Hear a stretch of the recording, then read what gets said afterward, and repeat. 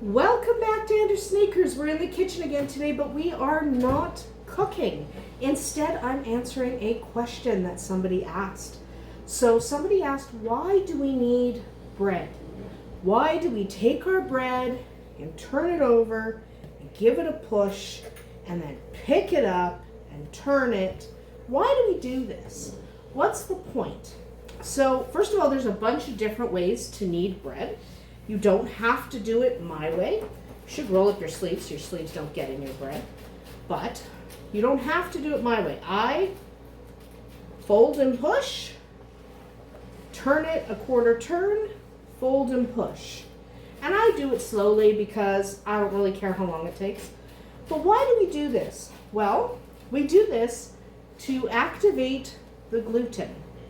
What is gluten? Well, I could give you the scientific explanation, but basically, it's what makes the dough elastic.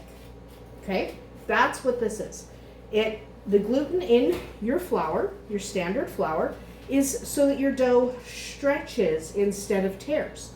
So if you start pulling at your dough, you'll notice it stretches before it tears. And the more it's kneaded, the more it stretches. The more it's worked, the better it is. So you'll see people slapping dough on the counter and stuff. That all works to work your dough and activate that gluten. It's basically a bunch of little elastics inside your dough. And why is that important? Well, if you don't have any elasticity, your dough doesn't rise. So basically, what ends up happening is yeast in your bread dough slowly creates carbon dioxide. It creates these little tiny bubbles, and those bubbles need somewhere to go. If your dough has no elasticity, it doesn't really rise very well. It'll just kind of sit there and barely rise at all. If your dough has that elasticity, it can rise and become real bread. So that's what makes bread light and airy and fluffy. It's the gluten turning into basically tiny little elastics, giving your dough some elasticity so that it can rise and stretch instead of sit there like a lump of dough. Okay? Without any elasticity, it's just going to sit there because it has nowhere to go. It can't lift up and rise as that yeast creates carbon dioxide. That's one of the reasons why gluten-free breads are not as fluffy. They can't be. They lack the gluten. They lack that elasticity. So you can make, even with, now this is made with freshly milled flour. So this is quite a dense flour. It will produce a light and airy loaf simply because I knead a lot. The denser the flour, the more you have to knead. So because this is really dense, I'm just going to knead and knead and knead. And as I do that, that gluten, see, it's starting to come together more. It's less cracky. Remember, there was a whole bunch of cracks in it. But now, as I knead it and turn it, it becomes, one, less sticky, but two, it becomes more bread-like.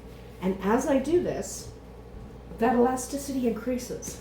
And it means my breads, my buns, my pizzas, whatever I'm making that day, end up nice and light and airy because the dough is able to stretch when it rises instead of just sitting there like a lump. And kneading your bread is so important to develop that gluten. So you don't have to be fast. Like, I can knead fast. I'm not right now, but you can knead fast if that's what you want to do. I like to knead slowly. I like to just sit at my counter. Just do this.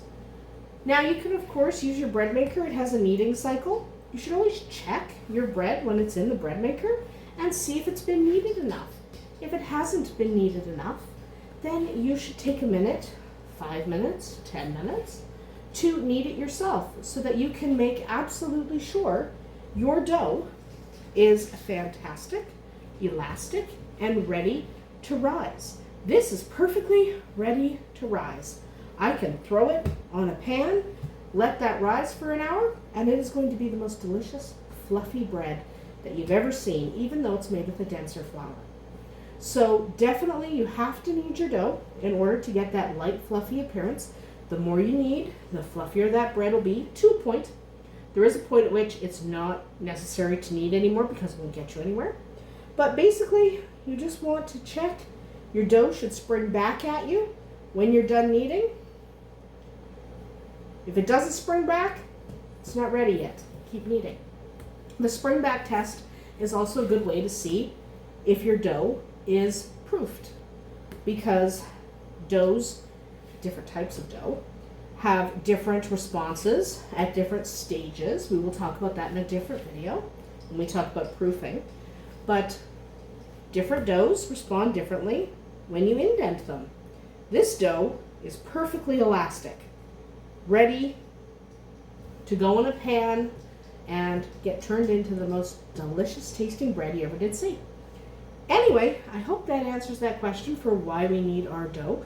Remember, it's to create elasticity. That gluten doesn't do anything unless you work it a little bit. So that's about it for us here today at Andersen Acres. We'll see you tomorrow.